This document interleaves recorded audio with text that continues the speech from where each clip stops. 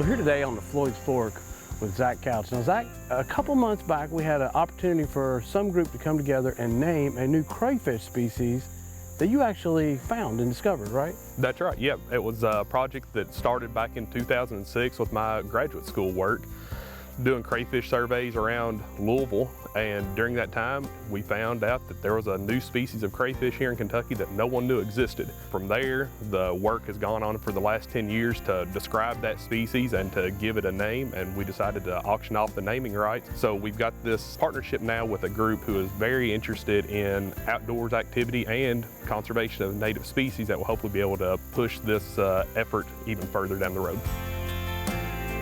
Jacob, so you guys have actually bought the naming rights to this new crayfish here in Kentucky with GoWild.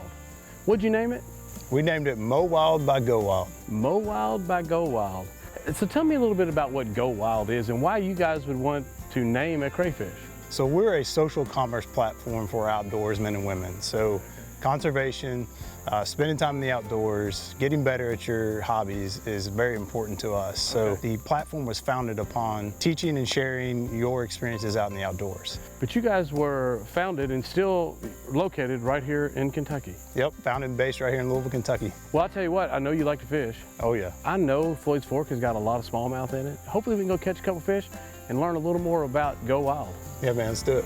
All right.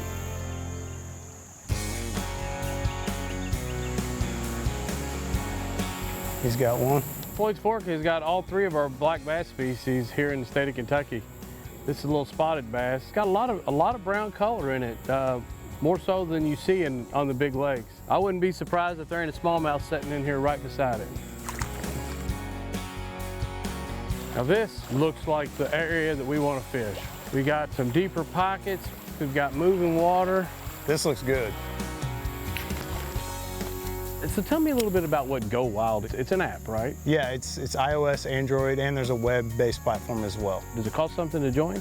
No, it's totally free. So it's like other traditional social media platforms you get on, you sign up with your email and get an account, and then you can dive in, get right into the content right there. So it allows you to get in there and discuss whatever your favorite outdoor recreational activity may be with other people who are either professionals or maybe just getting to know what gear they need and just getting started, right? Yeah, I mean, we have everything from kids that are just learning to fish all the way up through professional hunting guides in Alaska that are after brown bear, and kind of spreads the gamut. Here we go. Oh no. Did you see that? He took you under the tree. I guess I didn't get a good enough hook set. Well, that thing popped it. It's got a little current through there and I got those little flapping tails and it just pump. I set the hook and it went that way. The roots go down to the bottom as deep as they are sticking out. That's a pretty good hole. Yeah. So what is the mission statement for GoWild? Open the gate to the outdoors. So for any outdoor enthusiast that has a passion for the outdoors, that wants to be able to start their pursuit in front of their laptop or on their phone. Yep.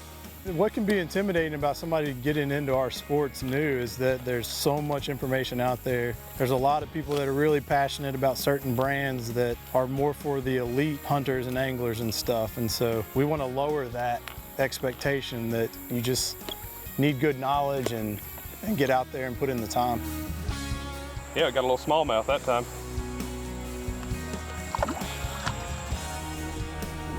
I'm gonna get back in here and get that angle and try to hit this thing close enough to let it get under there. Here we go. That's a good fish. Look at there. Well, we've got a smallmouth and a spot now. Now that was on that live crayfish that we literally picked up right here out of the rocks. You know, when you start getting 13-inch fish or so, that's a pretty decent little creek smallmouth right there. I'll tell you what, there's something about these brown fish, gets in your blood. Doesn't matter if you're on a lake, in a creek, it's a real pretty fish. Oh yeah. There you go. Well, that's a good one too. Looky there. What'd you catch him on? Live bait. Live crayfish. That's the ticket.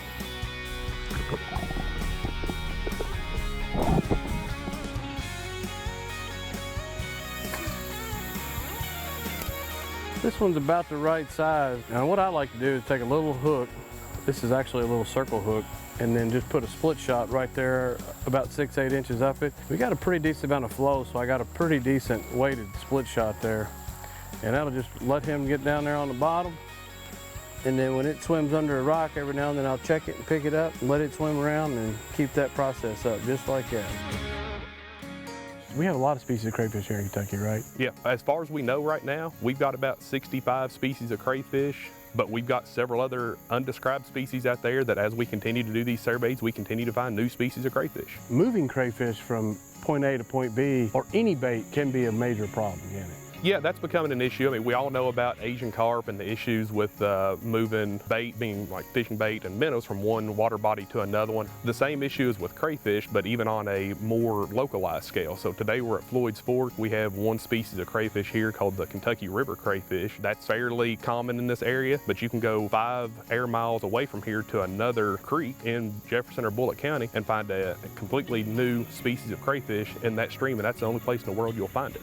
So it's really important that any type of bait, that you don't move that bait and accidentally reintroduce fish, crayfish, whatever, into a stream that they're not native in, right? Exactly. What you don't want to do is take species A from Creek A and move it over to Creek B, where then you'll have that species out competing a native and ultimately can cause the extinction of a species right here in our backyard. How should you manage handling bait? What you want to try to do is wherever you're going to fish, especially with stream fishing, bring your seine along, catch your bait at the site. You know, it's a term fly fishermen use a lot about matching the hatch. You can't match it any more than picking up the crawdads out of the stream where you're going to try to catch a rock bass or a smallmouth. Yeah. Seine up a couple dozen. You can always keep your seine there, catch a few more later if you need to. Don't over harvest. At the end of the day, if you've been able to collect these bait in the same place you're fishing, you can release them at the same site. But what you don't want to do again is pick up bait from one site, because that's where you get into these issues of introducing non-native species.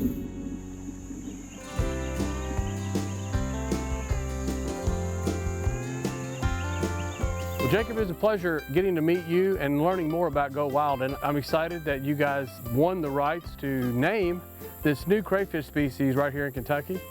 And you know, I'm hoping and expecting big things out of you guys. I love that you're here local, and I love that you're giving back to the community. I definitely appreciate it. It was nice meeting you. Yeah, thanks for having us out. We're glad to be partnering with you guys, and it was a ton of fun. You and I have some of the same passions, so we'll have to try it again. All right, man.